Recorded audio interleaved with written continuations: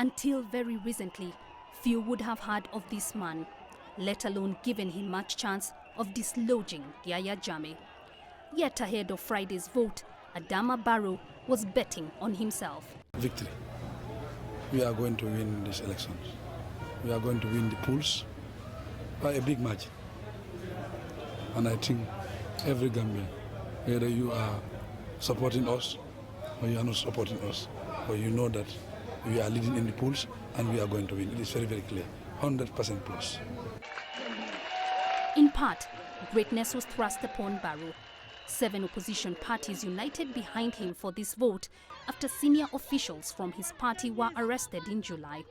Until then, Barrow was better known as an estate agent. Well, he was born in Gambia 1965 and studied in the UK, at one stage working as a security guard. Now, Barrow returned to Gambia 10 years ago to set up his own property farm. A devout Muslim, Barrow says he's a workaholic, putting in 14-hour days. Now, the Arsenal Football Club is one of his greatest loves. Now, he also has 2 wives. The massive crowds he attracted were clear evidence Barrow had tapped something, especially among the youth. For years, unemployment has plagued Gambia, and thousands every year make the perilous trip across the Mediterranean. Barrow made clear he was the candidate for change. Gambians, this is the only chance we have to remove Jammeh from power. If you fail to do so, we'll regret it. This is the only chance we have. We must take it. Barrow has promised free education and affordable healthcare, and an end to the jailing of dissenting voices. He's also vowed to serve only 3 years as head of a transitional government. Not quite as ambitious as a billion years. Even so, Barrow's win and Jammeh's conceding defeat are momentous. Jane Keo, CCTV. Let's get you some more perspective on these developments in Gambia. I'm joined live from Lagos by Achika Chide. He is an African affairs analyst. Achika, thank you for joining us. What's the significance of Yahya Jammeh conceding defeat after so many years in power, in your opinion?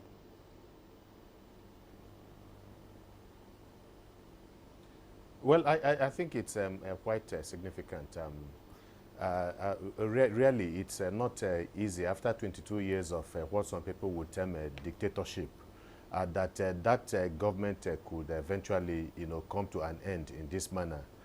Is something that is unprecedented, at least by Gambian standard, amazing and wonderful to a whole lot of people, including not just Gambians at home, but Gambians in diaspora.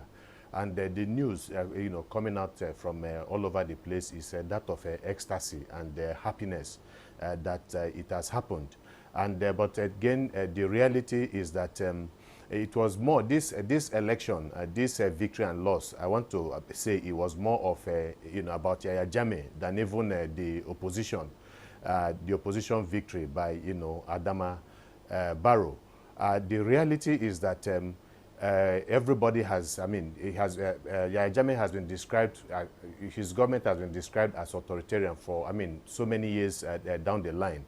And for him to have been in power for about 22 years and then to lose out in this manner is clearly indicative of the fact that a man who had the structures of the state, who had the institutions of government as it beck and call, could allow this election to go the way it has gone is clearly a wonderful thing, clearly quite significant, especially when you look at what happened in Nigeria. And it would appear that a lot of people are beginning to take notice of what President Jonathan Goodluck did in Nigeria when, as an incumbent president, he conceded power to Buhari, President Buhari.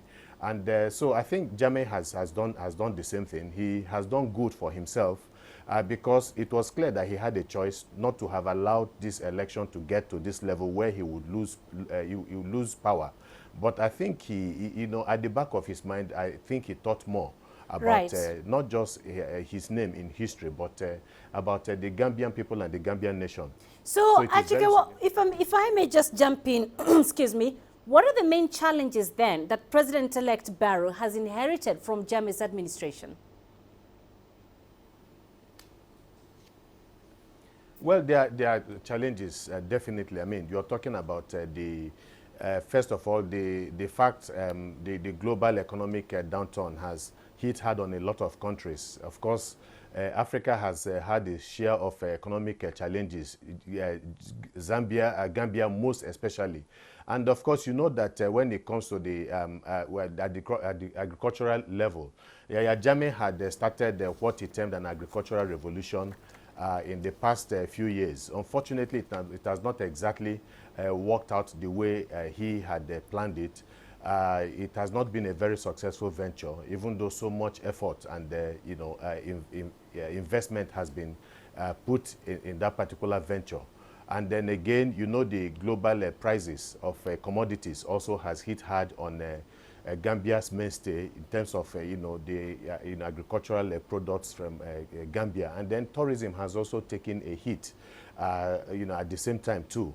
And so these are the things that the incoming president is going to grapple with. He's also going to grapple with a lot of unemployment. The vast majority of Gambians, of course, has a very youthful population.